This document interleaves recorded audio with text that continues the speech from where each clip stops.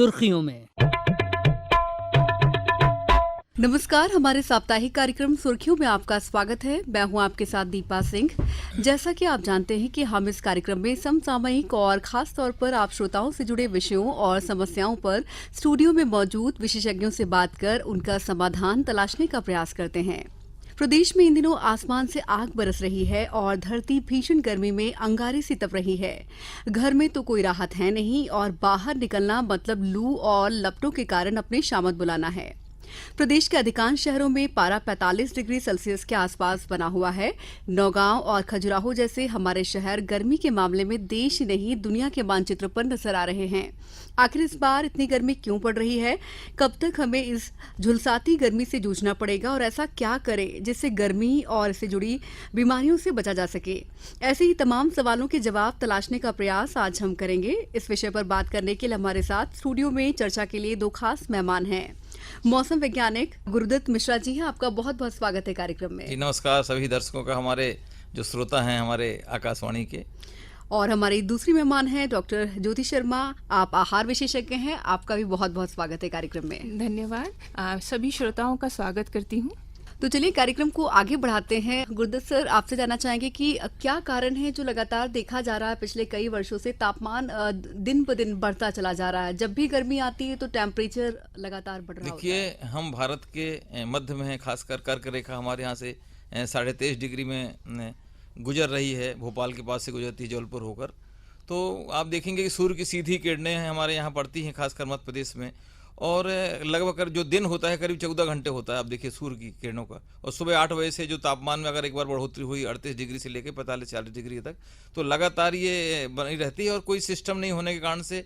अच्छा, खासकर आप देखेंगे कि मई तो हमेशा तपता ही है और तपना अच्छी बात भी है। जितना तपेगा वर्षा उतनी अच्छी होगी। अभी भी आपके पास करीब 1 महीने का समय है, लगभग 15 जून तक का समय है, जो कि हमारे यहाँ मध्य प्रदेश में मानसून की प्रवेश की तिथि होती है। और एक बार नई बात यह है कि साल जो तापमान में आप कह रहे हैं कि अप्रैल मार्च से ही बढ़ोतरी शुरू हो गई है। तो दो तरह के फिनोमेना होते हैं, लानीनो और अल नीना। तो ये लानीना का साल है, लानीना का प्रभाव है, एक फेनोमेना है प्रशांत महासागर और इसमें सब होता है, प्रभाव होता है। तो इसके कारण से थोड़ा सा जल्दी तप गया और ज़्यादा तप रहा है। और दूसरी सबसे बड़ी बात यह है कि भूमंडलीय तपन की जो अगर हम बात करें कि पिछले 100 सालों में जो हमारा तापमान है, लगभग हमने जो कार्य किए हैं, कृत्य किए हैं जिनको हम कहा जाए, मैं उस भाषा का उपयोग नहीं करूंगा, तो 1 डिग्री तापमान में लगभग बढ़ोतरी हो गई है। उस 1 डिग्री में तापमान बढ़ने से बहुत सारी चीज़ों का क्या नुकसान होगा आने वाले दिनों में। और जो हम मान के चल रहे हैं कि अभी भी 2.5 डिग्री का अनुमान है कि जो बढ़ने की स्थिति, अगर हमने ग्रीन हाउस गैसों को नहीं जरूर। तो टेम्परेचर बढ़ने के कई कारण जीडी सर बता रहे हैं। आगे हम ये जानने की कोशिश करेंगे कि कैसे टेम्परेचर को रोका जा सके। हम छोटे छोटे ऐसे कौन से प्रयास हैं जो कर सकते हैं जिससे हमारा तापमान ना बढ़ने पाए, इस पर बात करेंगे। डॉक्टर ज्योति, सनस्ट्रोक क्या होता है, उसके क्या लक्षण है? कैसे कोई व्यक्ति जान पाएगा कि उसे सनस्ट्रोक हो गया है? सनस्ट्रोक की स्थिति तब होती है जब हमारे अंदर का तापमान से ज़्यादा बाहर का तापमान हो जाता है और उसका इफेक्ट जो है हमारी बॉडी टेम्परेचर पे होता है। जब बॉडी टेम्परेचर 40 डिग्री फ़ारेनहाइट से ज़्यादा हो जाती है तो हम उसे हीट स्ट्रोक या सनस्ट्रोक के लक्षण में इंक्लूड करते हैं। तो इससे बचने के लिए, तो जैसे अभी डॉक्टर साहब ने मौसम के हिसाब से बोला, मैं भी अपने फील्ड के हिसाब से बोलूँगी, इसके लिए भी हम ही जिम्मेदार हैं। बढ़ती मॉडर्नाइजेशन से हम थोड़े लापरवाह भी हो गए हैं खान पान को लेके और प्रिकॉशंस को लेके। क्या कर सकते हैं? अगर खान पान के बारे में बात की जाए तो किस तरह का आहार लेना चाहिए, खासकर गर्मियों में अगर देखा जाए तो?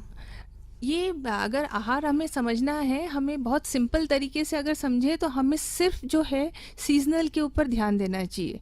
नेचर हमको हर सीज़न में सीज़न के मुताबिक चीज़ें प्रोवाइड करती है। अगर हम बस उतना ही फॉलो कर लें और लोकली अवेलेबल सीजनल फूड्स खाएं तो उसी से ही जो है हमारे बहुत सारे प्रॉब्लम्स जो है वो बच जाते हैं। जैसे समर्स में हम बात करते हैं फ्रूट्स की, जितने भी फ्रूट्स आते हैं वो सब वाटर कंटेंट से भरे होते हैं। तरबूज ले लीजिए, खरबूजा ले लीजिए, लीची है।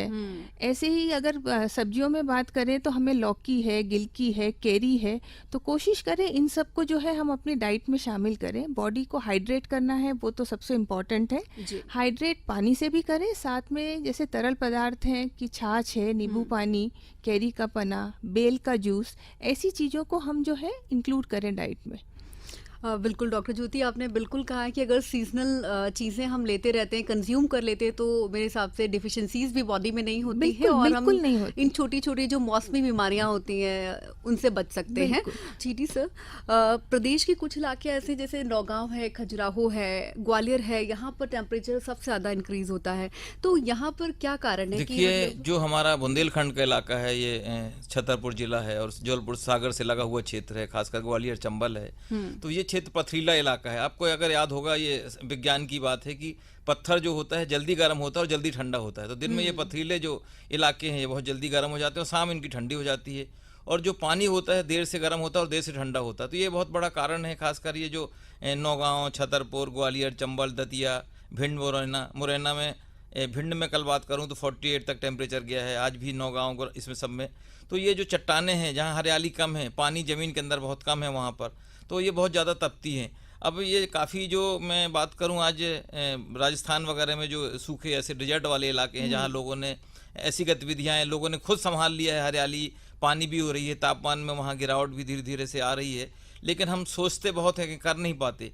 आज बताऊं मैं, बुद्ध पूर्णिमा है, सबको शुभकामनाएं बुद्ध पूर्णिमा की। तो महात्मा बुद्ध ने एक शब्द कहा था 2500 साल पहले कि हमारे भौतिक आवश्यकताएं, भौतिक सुखों का कारण ही हमारे दुख का कारण है। हर आदमी को गाड़ी चाहिए, ट्रेन चाहिए, फ्लाईओवर भी हो, स्मार्ट सिटी भी बने और सीमेंट कंक्रीट का जंगल भी हो, और हमारे हर छोटा सा बच्चा भी अगर 14 साल का तो स्कूल गाड़ी में जाए। तो ये सब सोचते सोचते हमने हमारे तापमान को 100 सालों में 1 डिग्री बढ़ा दिया है। तो दुख तो होना ही है, क्योंकि उस दुखों का कारण ही हम स्वयं हैं। अगर हम अभी से भी चेत जाएं, अभी भी कुछ नहीं बिगड़ा है, अगर हम जो पौधे बचे हैं उनको बचा लें, ना भी लगाएं वो बचा लें, तो भी हम सफलता हमको मिल सकती है। आप जितने मकान बनाएंगे, नदियों से उतनी रेत निकाली जाएगी। नदियों में रेत खत्म हो गई है, इसलिए तापमान में भी बढ़ोतरी हो रही है। और नदियों में जब रेत निकलती है तो उसका किनारा जो होता है, दोनों साइड का जो वृक्ष होते हैं जो मिट्टी के भूखलन को रोकते हैं, तो वो सारी चीज़ें उससे सब गिर जाते हैं पौधे। अब आप देखिए होशंगाबाद वगैरह की जो रेत निकालने के कारण से वहाँ के तापमान में बढ़ोतरी हुई है।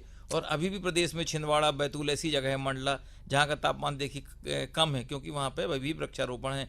और बड़े शहर बनेंगे, निश्चित है आबादी बढ़ेगी। इंदौर का देख लीजिए, इंदौर में दिन में धूल के गुब्बारे उड़ते हैं, क्योंकि इतना वहाँ इतनी आबादी है, बड़ा शहर है। तो जब औद्योगिक क्रांति भी होगी तो ये सब चीज़ें होना लाजमी है। अब ये सबको हमको खुद, हमारी जवाबदारी, हमको सोचना है कि हमको आगे क्या करना है। बिल्कुल डॉक्टर ज्योति, सर ने तो काफ़ी समझाने की कोशिश की है। आगे एक और सवाल आपसे कि कितना टेम्परेचर बाहर होता है तो हीट स्ट्रेस हो जाता है इंसान में?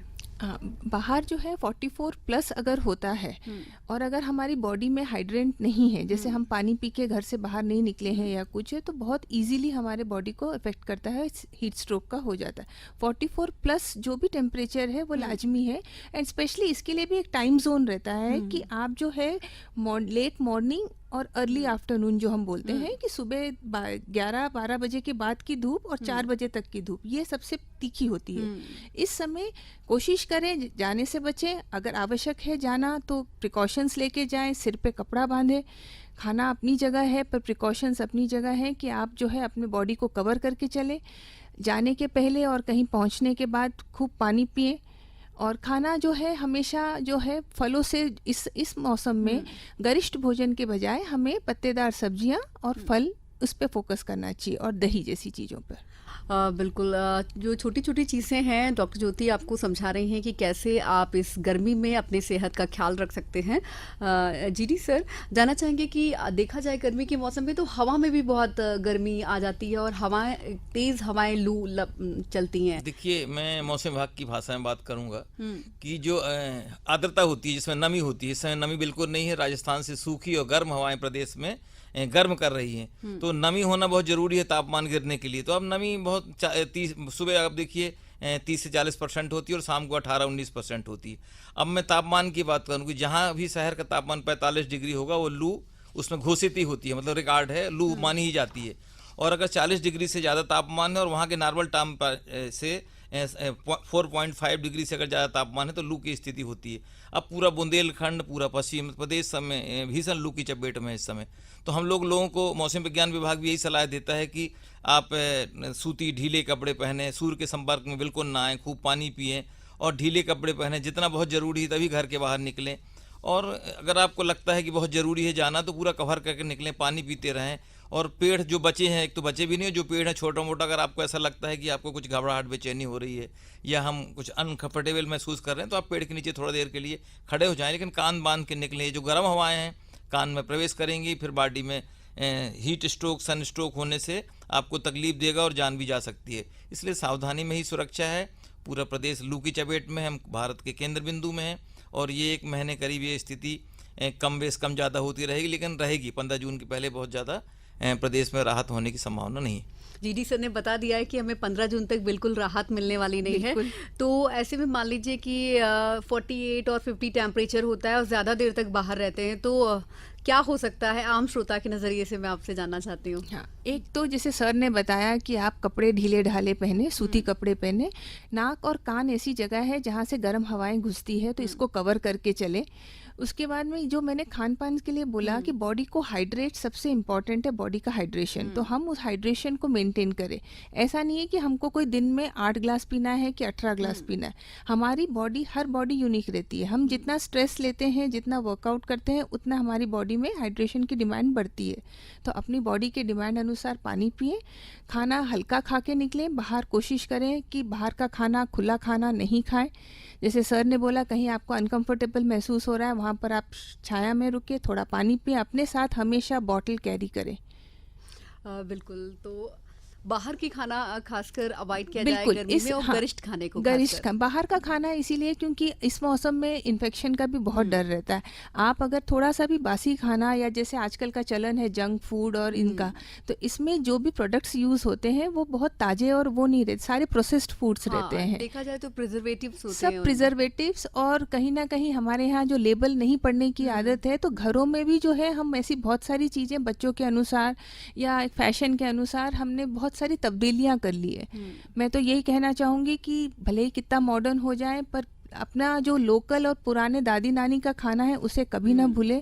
उनमें हजार जो है खजाने हैं अपनी सेहत के लिए, उसको फॉलो करें। जैसे अभी मैंने बोला बेल का जूस, मुझे नहीं लगता है जो लोग सुन रहे होंगे शहर में 20% लोग भी जानते नहीं होंगे कि बेल का जूस कैसे बनता है और कैसे पिया जाता है। ये ऐसी छोटी छोटी चीज़ें जो है, इसको ज़रा सा आदमी ध्यान दे, अपनी पुरानी रेसिपीज़ पे जाए और नए जो टेक्निक्स है उनको छोड़ दे। बाहर का खाना नहीं खाएं, क्योंकि कभी भी बाहर का खाना फ्रेश नहीं रहता है। लोग सोचते हैं कि बाहर फ्रूट चाट या कुछ अपन शुगर केन जूस पी ले, उसमें बहुत चांसेस रहते हैं इन्फेक्शन के। कोकोनट वाटर पी सकते हैं, ककड़ी और ऐसे खीरे जैसी चीज़ें आप ले सकते हैं। बाकी जो है बने हुए खाने और तला हुआ खाना बाहर नहीं खाएं। बिल्कुल, इससे खास तौर पर बचना चाहिए। बिल्कुल बचना चाहिए। सर, जैसा कि आपने बताया कि इस बार 15 जून के बाद ही मानसून आना है, तो कब तक राहत मिलने के आसार हैं? मौसम देखिए, एक मौसम विज्ञान विभाग ने जो इस साल मानसून की जो भविष्यवाणी की है कि वो करीब 97% ±4% होगा, 5% होगा। और अभी आज 16 तारीख को अंडमान में मानसून आ सकता है। अंडमान के बाद करीब 27 तारीख को केरल में दस्तक दे सकता है। तो अभी जो भविष्यवाणी है उससे 5 दिन पहले केरल में मानसून की दस्तक हो सकती है। और उस दस्तक के हिसाब से हमारी जो मध्य प्रदेश में मानसून के आने की सामान्य तिथियाँ 15 से लेके 20 जून होती हैं। तो हो सकता है कि अगर सही दिशाएं हो मानसून की और सही करंट हो उसका, तो करीब 12 या 10, 11, 12 के बाद भी मानसून, और खासकर प्री मानसून रेन होती है हमारे यहाँ जून के सेकेंड वीक में आना शुरू हो जाती हैं। लेकिन उस समय तापमान तो बहुत ज़्यादा गिरावट नहीं आती, लेकिन उमस वाला मौसम रहता है। तो सावधानी तो हमको 15 जून तक लेनी ही पड़ेगी जी। क्योंकि जल के स्रोत हमारे यहाँ कम हो गए हैं, पीने के पानी की स्थिति बहुत ख़राब है और गहराई तक पानी चला गया है। गांव में जो लोगों की, किसानों की जो बात हो रही है हम लोगों से कि बहुत नीचे हिस्सा चला गया, उनके पास पेयजल स्थिति नहीं है। तो मैं लोगों से भी निवेदन करना चाहूँगा कि अभी कुछ समय बचा है, आप गड्ढे बनवा लें खेतों में, छोटे छोटे से या बड़े, जैसा भी आपके पास उपलब्धता है। कुएँ बावड़ियाँ साफ़ करवा लें। तो अगर वर्षा का पानी उसमें किसी भी तरह से जाए, और कोशिश ये करें कि ये वर्षा का पानी आप रख सकें, बहुत अच्छा होता है वर्षा का पानी ज़मीन के अंदर चला जाए, उसकी आप अभी व्यवस्था कर लें। और जिनको पौधे लगाना है, पौधों के लिए जो इच्छुक लोग हैं, बहुत कम लोग बचे हैं ऐसे संसार में जो कि वृक्षारोपण के लिए इच्छुक होते हैं, से बात करते हैं मीठी मीठी, तो आप गड्ढे करवा लें, उसमें थोड़ा सा मिट्टी डाल लें और खरपतवार निकाल दें।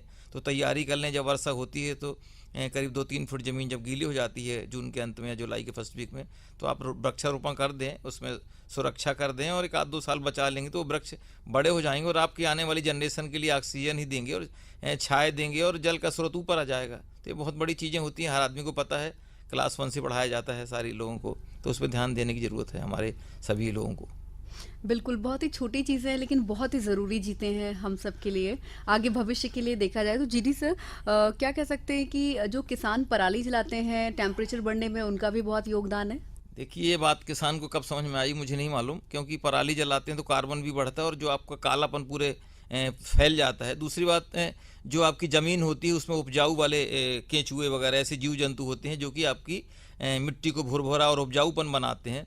तो जब आप आग लगा देते हैं खेतों में, और आग लगाने से क्या होता है, ऊपर का जो परत है एकदम कड़ी हो जाती है, तो आपकी जो उपजाऊपन है, उत्पादकता जो खेतों की है, बहुत कमज़ोर पड़ जाती है। और कार्बन बढ़ने से तापमान भी बढ़ रहा है, आजू बाजू खासकर जो छोटे मोटे झाड़ हैं आपके खेतों में लगे हुए वो सब जल जाते हैं। दूसरे किसान को भी नुकसान होता है, आपको भी नुकसान होता है। इसलिए गलती से पराली न जलाएं, उसको आप गहरी जुताई करवा दें या कटवा के उसका भूसा बनवा लें, क्योंकि बहुत ज़्यादा नुकसान है। और आने वाले 2-3 सालों में जो भी किसान पराली जला रहे हैं उनकी उत्पादन क्षमता के इस बार अगर 1 एकड़ में 20 कुंटल गेहूँ आप लेते हैं तो अगली 2-3 सालों में वो 12 से 14 कुंटल रह जाएगा। ये निश्चित है, इस पर कोई बचा नहीं सकता, क्योंकि उसकी परत भी कड़ी हो जाएगी और उपजाऊपन भी धीरे धीरे वो मर जाएंगे, उसके जो जीव जंतु हैं उस पर।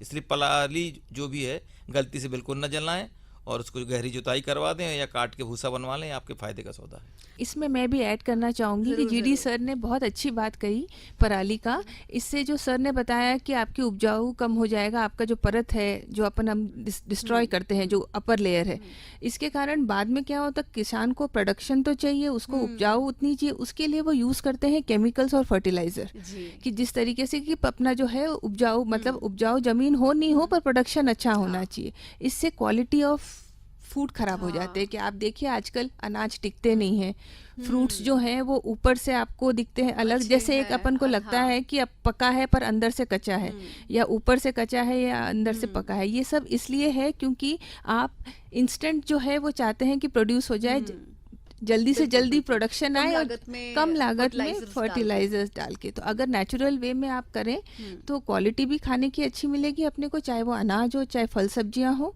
और सर ने जैसे बोला है कि भाई मौसम के लिए और अपने एनवायरनमेंट के लिए अच्छा है। तो डॉक्टर ज्योति, सारी चीज़ें आपस में ही जुड़ी हुई हैं देखा बिल्कुल, जाए बिल्कुल तो। जुड़ी। अगर पराली जलाएंगे तो प्रोडक्शन अच्छा नहीं होगा, जैसा कि आपने बताया फूड की जो क्वालिटी है वो भी अच्छी नहीं होगी, वो अच्छी नहीं होगी, जाहिर तौर पर इंसानों में भी बहुत बीमारियां पनपेंगी। तो इन सब छोटी छोटी चीज़ों का ध्यान दिया जाए। डॉक्टर ज्योति, एक और सवाल है कि बॉडी जो है वो अक्सर वाटर लॉस क्यों नहीं बर्दाश्त कर पाती, उसके क्या कारण होते हैं? हमारे सेल्स में जब वाटर लूज होता है तो हमारे सेल्स श्रिंक हो जाते हैं। जब पानी नहीं रहता है तो ऑक्सीजन जो है लेवल वो भी बॉडी का कम हो जाता है। इसीलिए जो हमको बोलते हैं मेंटल कंफ्यूजन जैसा, चक्कर आते हैं, बॉडी ढीली पड़ जाती है, आपको थकान महसूस होती है, चक्कर आके आप नॉजियाटिक हो जाते हो। ये सब इसलिए कि आपके ऑक्सीजन का लेवल बॉडी में कम हो जाता है। पानी नहीं रहता है शरीर में तो ऑक्सीजन का डिस्ट्रीब्यूशन भी हैम्पर हो जाता है। इसलिए पानी का रहना बहुत इंपॉर्टेंट है। इसमें एक चीज़ मैं ज़रूर बोलना चाहूँगी कि आजकल जब अपन यूथ में देखते हैं कि एकदम से प्यास लगी तो बजाय अपन नारियल पानी या नींबू पानी पीने के, कोल्ड ड्रिंक पीने का और सोडा वाटर पीने बिल्कुल, का जो बहुत प्रचलन हो गया है प्रचलन आजकल। हो गया है। तो ये बहुत हानिकारक है क्योंकि ये ऊपर से आपको ऐसा ठंडा लगता है पर पेट में जाके ये हीट पैदा करता है। तो हम उसके लिए रिवर्स प्रोसेस कर रहे हैं। जिस हीट को कम करने के लिए आपने किया, हमने उस हीट को बढ़ा दिया बॉडी का। जी। और कैलोरीज तो है ही, आप अगर कोई भी एक ग्लास आप लेते हैं तो 300 कैलोरीज आपने ले ली एक साथ, तो जी। वो अपने जाहिर आप तौर पर शरीर को भी नुकसान है और आपके मैं इस अंदर संबंध से में एक भी। और इसमें जोड़ना चाहूँगा, जो ज़रूर, मैडम ज़रूर ने सर। बताया कि हाँ। जो पानी आजकल की जो नई जनरेशन है, मैंने देखा कि डायरेक्ट दौड़ के खेल के आएंगे या दौड़ भाग के आएंगे और एकदम से पानी पीना चालू कर देते हैं, ठंडा पानी फ्रिज से निकाल के बॉटलों से। वो कदापि ना करें, उससे मतलब कभी कभी तो लोगों को ये हो गया कि ज़्यादा उम्र वालों को काफ़ी जान भी जा चुकी है। और ये आदत सबसे एकदम। गंदी बात है बच्चों को खासकर, या जो बड़े भी जो भी एकदम दौड़ लगा के या सीढ़ी चढ़ के या खेल के आते हैं और एकदम से बॉटल लगा के गटागट पानी पी जाते हैं। तो पानी थोड़ा टाइम ले लें, थोड़ा थोड़ा करके पिएं और आराम से बैठ के पानी पिएं, लेकिन थोड़ा सा 10-5 मिनट रेस्ट ले लें, इसके बाद ही पानी पिएं। ये बहुत घातक हो सकता है तुरंत बिल्कुल। ठंडा पानी या कोई भी पानी पीना, तो इसको अवॉइड करना चाहिए लोगों को। बिल्कुल ठीक कहा। अचानक हम कोई भी टेम्परेचर को एकदम हाई और लो करते हैं तो उसका असर बॉडी में होता है। एकदम धीरे धीरे कूल डाउन हो जाए बॉडी, फिर ही पीना चाहिए। और फ्रिज का भी पानी मैं एडवाइस नहीं करूँगी, क्योंकि फ्रिज का पानी कभी कभार पिए तो अच्छा। रेगुलर वे में मटका जो है हमारा ट्रेडिशनल, वो बहुत अच्छी चीज़ है। घरों से मटके दूर हो रहे हैं, पर मैं अभी भी बोलूँगी कि मटके का पानी जितना हो सके बच्चों को और बुजुर्गों को दें। और पानी में भी एक, हाँ, आजकल एक अच्छा ट्रेंड चला है, उसको वेलकम करना चाहिए, इन्फ्यूज्ड वाटर का। जी। इन्फ्यूज वाटर में कुछ नहीं रहता, आपका जो पानी है आपने उसको 4 से 6 घंटे के लिए उसमें कोई भी ऐसी चीजें, जैसे गुलाब की पंखुड़ी हो सकती है, पुदीना के हाँ। स्टेम्स हो इसको सकते शायद हैं। डिटॉक्स वाटर भी बोलते हैं। डिटॉक्स वाटर, इन्फ्यूज वाटर दोनों बोलते हैं। इससे डिटॉक्स थोड़ा सा ग्लैमर हो जाता है, आदमी जल्दी एक्सेप्ट कर लेता है, बट ये जो है ये इसके बेनिफिट्स बहुत होते हैं। जैसे हम खस का पानी की बात करते हैं या कुछ, तो बदल बदल के आप अपने मटके में या आपका कोई भी जैसे तांबे का पॉट है या किसी है, उसमें आप जरूर रखें। बिल्कुल नहीं चले तो वही पानी को फ्रिज में रख के भले पिए, पर कोशिश करें मटके में ऐसी चीजें डाल के पीने की आदत डालें। बिल्कुल, काफ़ी अच्छी जानकारी आपने दी है। जीटी सर, जल संरक्षण के लिए क्या किया जाए? जो किसान भाई हमारे कार्यक्रम को सुन रहे हैं या जो भी लोग हैं वो चाहते हैं कि बहुत घरों में भी लोग रेन वाटर हार्वेस्टिंग सिस्टम लगाने की तैयारी कर रहे हैं, तो क्या कुछ करें और कैसे देखिए, करें? बाजार में बड़ी अच्छी अच्छी तकनीक आ गई है आजकल के ज़माने में कि अगर आपके पास 800 स्क्वायर फीट का मकान है तो भी छत या सेकंड फ्लोर या थर्ड फ्लोर कहीं ना कहीं तो खाली होगी, तो उसका पानी आप पाइपलाइन के द्वारा ज़मीन के अंदर आप बोर करवा दें और या टंकियां बनवा दें, उसको भर के रख लें, वो पानी सालों ख़राब नहीं होता। दूसरी बात, अगर आपके पास टंकी नहीं बन सकती तो आप छोटा सा बोर करा के उसके बाद स्लाटिंग केसिंग का पाइप डाल दें और ऊपर जाली वाला डिब्बा लगा दें और वो पानी का पाइपलाइन उसमें जोड़ दें, तो ज़मीन के अंदर पानी चला जाएगा, तो भूजल स्तर इससे बढ़ जाएगा। दूसरी बात किसान भाइयों के लिए है कि आपके पास अगर ज़मीन है और कुछ हिस्सा उसमें गड्ढा करवा लें 10 बाई 10 का या 100 बाई 100 का गड्ढा करवा लें और प्लास्टिक की पॉलीथीन आती है उसमें आप डलवा के उसमें पानी भरवा के रखवा लें, तो जब बरसात के बाद आपको धान या गेहूं के लिए ज़रूरत पड़ेगी, उस समय अक्टूबर या नवंबर में पानी नहीं रहेगा आपके पास, तो उस पानी का आप उपयोग कर सकते हैं, तो संग्रह कर सकते हैं। आजकल बहुत अच्छी तकनीक आ गई, इतनी अच्छी पॉलीथीन आ गई हैं कि खेतों में 100 बाई 100 या जितना आपका उपलब्धता है गड्ढे बना लें, वर्षा का पानी उसमें इकट्ठे कर लें, बिल्कुल पानी का नुकसान नहीं होगा और बाद में काम आएगा। और दूसरी बात, जब आपके पास पानी की उपलब्धता की जरूरत नहीं होगी तो वो गड्ढे में फिर से आप खुला भी छोड़ देंगे तो जो वर्षा का पानी इकट्ठा होगा और ज़मीन के अंदर चला जाएगा। तो बहुत से तरीके हैं घरों में, आप जिनके यहाँ टंकियाँ हैं, हर लगभग आजकल हर घरों में नीचे ज़मीन के अंदर टंकियाँ हैं, उसमें साफ़ सुथरा जल वर्षा का, पहली बरसात का जल है, छत धुल जाए, इसके बाद आप उसकी टोंटी होती है उसको चालू कर दें और वो पानी रहेगा। पानी कभी ख़राब नहीं होता, पानी तो ख़राब होता ही नहीं है, बस आपको कैसे ढक के रखना है, बचा के रखना है, और वो पानी आपके गार्डन में, घरों में और नहाने के लिए बहुत सारी चीज़ों में काम। वर्षा का जल तो अमृत होता है खासकर। बिल्कुल डॉक्टर ज्योति, जैसा कि आपने बताया कि किसी टेम्परेचर को बहुत ही लो हाई अचानक से नहीं कर सकते, तो अक्सर से देखा जाता है कि लोग बाहर से तपती धूप से आते हैं और एयर कंडीशन में बैठ जाते हैं, तो इससे क्या क्या नुकसान पहुंचता है एक मानव शरीर को? हाँ, ये भी इक्वली उतना ही डेंजरस है। आप बॉडी को पहले नॉर्मल होने की स्थिति में आने दें, उसके बाद में जो है एयर कंडीशन के सामने नॉर्मल पंखा चलेगा, हल्का सा कूलर भी चलता है, पर बहुत ज़्यादा कूलिंग अगर है या एसी की बात है, क्योंकि एसी ड्राई हवा देता है, कूलर में एक फैसिलिटी है कि वहाँ पर थोड़ा सा पानी का यूज होता है तो छिड़काव रहता है, बट एसी में तुरंत न जाए, क्योंकि इससे क्या है बॉडी जो है एकदम से कोलैप्स होने की स्थिति होती है, जो हमको ऐसा लगता है ना कि चक्कर आ रहे हैं या कुछ, वो इंस्टेंट अपन जो एकदम टेम्परेचर हाई से एकदम कोल्ड होने की कोशिश करते हैं, इसलिए होते हैं। ग्रेजुअली पहले बॉडी की हीट कूल डाउन होने दी। यही प्रिंसिपल एक्सरसाइज और वर्कआउट में भी फॉलो होता है कि जब आप कोई एक्सरसाइज करते हैं, जैसे गर्मियों में एक्सरसाइज की बात चली है तो मैं बता दूं, जो लोग एक्सरसाइज करके एक रूटीन है उनका या वेट लॉस के लिए एक्सरसाइज करते हैं, गर्मियों में कोशिश करें कि आपको जब एक लेवल के बाद में बहुत क्रैम्प्स आने लग जाए, तो ये एक इंडिकेटर होता है कि आपके यहाँ बॉडी से सोडियम की लेवल कम हो रही है और पानी की मात्रा बॉडी में कम हो रही है। तो एक्सरसाइज रुक रुक के करें, थोड़ा माइल्ड करें, मौसम के अनुसार बॉडी को ट्रीट करें। आपको लगता है कि आपकी बॉडी जल्दी थक रही है तो अननेसेसरी बर्डन नहीं करें, और वर्कआउट के बाद में भी वही रूल है कि इंस्टेंट ना तो पानी पिए ना इंस्टेंट एसी में जाए, पहले बॉडी को नॉर्मलाइज करें, पानी 1 गिलास पिए, फिर आप अपने बॉडी को एसी या कहीं पर भी आप रेस्ट कर सकते हैं। बिल्कुल, तो वर्कआउट के बारे में भी श्रोताओं को आपने काफ़ी जानकारी दी है। जीडी सर, जो छोटे छोटे प्रयास हैं, हम अपने भविष्य को सहेजने के लिए क्या कुछ कर सकते हैं? आप क्या संदेश देना चाहेंगे हमारे श्रोताओं को? एक तो जो चीज़ इसे पूरे दौरान भूल गई वो बता दूं मैं, जी जी, कि जो अधिकतम तापमान की स्थिति होती है हमेशा 2 बजे से 3 बजे के बीच होती है। करीब 2:30 बजे सूर्य की अपनी चरम पोजीशन होती है और उस समय अधिकतम तापमान, जो हम कहते हैं ना कि ये शहर का तापमान 45 डिग्री है या 46 से 45 है, करीब 2:30 बजे और 3 बजे के बीच ही रिकॉर्ड होता है। उसी प्रकार जो न्यूनतम तापमान है, सुबह जब 5:30 बजे न्यूनतम तापमान रिकॉर्ड नहीं होता, जिस शहर में जितने बजे सूर्योदय होता है उस समय ओस की बूंदें गिरती हैं और वो न्यूनतम तापमान होता है, कभी 6 बजे कभी 7 बजे। तो ये तापमान अलग अलग है, लेकिन एक्सट्रीम पोजीशन होती है इस समय। खासकर मई में हमारे मध्य प्रदेश की बात करूं या सेंट्रल इंडिया में, दिन करीब 14 से 14.5 घंटे सूर्य की किरणें हमको मिलती हैं और बहुत काफ़ी लंबा प्रयास होता है। और मैं एक सभी लोगों से एक छोटी छोटी बात मैं बताना चाहूँगा कि हमारे मौसम जलवायु का एकदम चोली और दामन का संबंध है। जब आप किसी शहर में कहीं जाते हैं तो वहाँ आप अपने व्हाट्सएप में या कहीं भी देख लेते हैं कि देहरादून का तापमान कितना है, बम्बई कितना है, कलकत्ते का कितना है, वहाँ वर्षा हो रही कि नहीं, ट्रेन जा रही कि नहीं। इसी प्रकार कहीं भी जाएँ आप निकलें और बहुत सटीक मौसम की भविष्यवाणी हो रही है। हमारे यहाँ वेदर रडार लगे हुए हैं। और भोपाल में एक चीज़ बता दूं कि भारत का सबसे बड़ा वायुमंडल का रिसर्च सेंटर जो सीलखेड़ा है यहाँ अहमदपुर के पास खोला जा रहा है, चालू है उसका काम। तो इतने इक्विपमेंट आ गए हैं कि आप जिस मोहल्ले गली में रहते हैं वहाँ का आपको तापमान फट से मोबाइल में आपने ऐप में डाला और तापमान आपको दिख जाता है। तो जाने के पहले ये छोटी छोटी चीज़ें आप ज़रूर देखें। मौसम विज्ञान केंद्र भोपाल से या दिल्ली से हमारे हर 1-1 घंटे 2-2 घंटे में लोगों को पूर्वानुमान जारी हो रहा है कि यहाँ कितना तेज़ बारिश होगी, यहाँ तापमान कितना होगा, हवाएं कितनी रफ्तार से चलेंगी। जैसे आज की बात करें हम, कहीं क्लाउडी वेदर है तो छिंदवाड़ा सिवनी में हो सकता है कि 40 से 50 किलोमीटर की रफ्तार से हवाएं चलें। तो इससे दो बातें होती कि वहाँ कम निकलें जो एरिया में हम घोषित करते हैं, तो सुरक्षा भी हो सकती है इसमें। तो मौसम विज्ञान विभाग 24 घंटे हमारे यहाँ के नंबर, हमारे यहाँ के व्हाट्सएप में, हमारे यहाँ की वेबसाइट में 24 घंटे जनता को हम चेतावनी और सभी चीज़ें किसानों को बताते रहते हैं कि आज पानी गिरने वाला है, या आप फसल काट लें, या जो कटी फसल है उसको घर के अंदर रख के देख लें। और हमारी जो वेबसाइट है उसमें रडार का पिक्चर देख लें, कहाँ बादल है कहाँ पानी, सब कुछ ओपन है सारी जनता के लिए। तो इतनी अच्छी सुविधाएं तो पहले ज़माने में नहीं थी, आज सारे लोगों के लिए बहुत अच्छी सुविधाएँ हैं। बस हमारी मौसम विज्ञान विभाग की वेबसाइट में देखें और संपर्क में बने रहेंगे तो आपको फ़ायदा ही होगा। बिल्कुल। तो डॉक्टर ज्योति, आपकी क्या राय है? बिल्कुल, सर ने बिल्कुल सही कहा, पर फिर भी जो है मानव जो है गलतियां कर बैठता है, और कभी कभी कुछ मजबूरियां होती है कि लोग जो है न चाहते हुए भी निकलना पड़ता है। अभी तक हम लोगों ने बात की कि सनस्ट्रोक क्या होता है या क्या उसके प्रिकॉशन के लिए क्या करें, पर मानो अगर हो भी गया है तो उसके बाद की क्या एक थेरेपी हो सकती है जिससे वो हील हो जाए।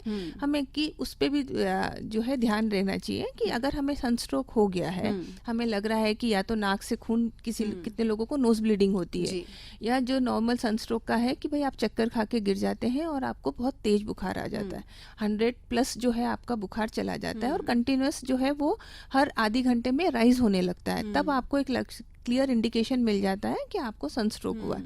सबसे पहली चीज़ है कि उसमें गीला टॉवल जो होता है उसे ठंडे पानी में डाल के बॉडी के ऊपर सारे अंगों पे अच्छे से उसको मले, स्पेशली आर्म पिट जो अपन बोलते हैं, कांख में और गर्दन के आसपास, वहाँ पर जरूर गीला टॉवल रखें, सिर के ऊपर रखें, थोड़ी देर बाद उसको नहलाएं, जो भी है एक बार ठंडे पानी का स्नान कराएं, उससे बहुत कुछ रिलीफ हो जाता है। और जैसे मैंने बताया मौसमी फल जो इस समय मिलते हैं, संतरा है, ये सब आप अगर देखें ईश्वर हमें सब चीज़ उसी अनुपात देता है। इस समय हमें विटामिन सी, इलेक्ट्रोलाइट्स, इन सब की कमी हो जाती है पानी के साथ साथ में, तो ये सारी चीज़ें हैं जो इन फलों में मौजूद है। तो संतरे का जूस है, मौसम्बी का जूस है, पर जूस में अगेन बोलूँ कि पैक जूस नहीं, फ्रेश जूस पिए। खीरा है, आंवला है, बेल है, नींबू पानी है, ये सब चीज़ें लें, इससे शरीर को ठंडक मिलती है। और मैं एक चीज़ और बताना चाहूँगा कि प्रकृति से खिलवाड़ बिल्कुल ना करें। जब आंधी होती है या तूफान होती है या धूल भरी आंधी निकलती है, आप देखते हैं तो उस समय ज़रूर रुक जाएं, बिजली के तार हैं, पेड़ आपके ऊपर गिर जाएं। तो इस समय जो आने वाला समय है, खासकर जून के फर्स्ट वीक में, सेकेंड वीक में प्री मानसून की स्थिति हो जाती है। उस समय आप देखेंगे कि आंधी, तूफान, तेज़ हवाएँ, धूल भरी आंधी, अभी भी मई के अंत में ये धूल भरी आंधियों का ये गुब्बारा आपको देखने को मिलेगा जाने में। तो उस समय थोड़ा ये क्षणिक होता है, जो फेनोमेना बहुत थोड़ी समय के लिए होता है। उस समय आप बिल्कुल खिलवाड़ ना करें, चाहे गाड़ी में हो, 4 व्हीलर में हो, 2 व्हीलर में हो, पैदल जा रहे हो तो थोड़ी देर के लिए आप रुक जाएं कहीं सुरक्षित जगह पे, किसी टीन सेट के नीचे बिल्कुल भी खड़े ना हो, पेड़ के नीचे खड़े ना हो। बिजली कड़कती गरजती है तो उस समय बिजली के तारों के नीचे न खड़े हो, ना पेड़ के नीचे खड़े हो। यदि आप खेत में हैं तो आप खेत में उकड़ू बैठ जाएं जब बिजली गरजती है, लेकिन पेड़ के नीचे या खम्भे के नीचे कदापि खेतों में न बैठें। अगर मकान सुरक्षित है आपके यहाँ तो वहाँ बैठ जाएं, लेकिन ज़मीन में मतलब उकड़ू करके बैठ जाएं, आप बच जाएंगे। तो ये भी स्थिति आती है खासकर पूर्व मानसून के काल में। तो आंधी हो, तूफान हो या तेज वर्षा हो, थोड़ा देर के लिए आप रुक जाएं तो आप सुरक्षित रहेंगे। आप दोनों हमारे स्टूडियो में आए, बहुत बहुत धन्यवाद आप दोनों का। प्रदेश के जो आकाशवाणी के हमारी लंबी पहुँच है, सभी बहुत बहुत उनका नमस्कार।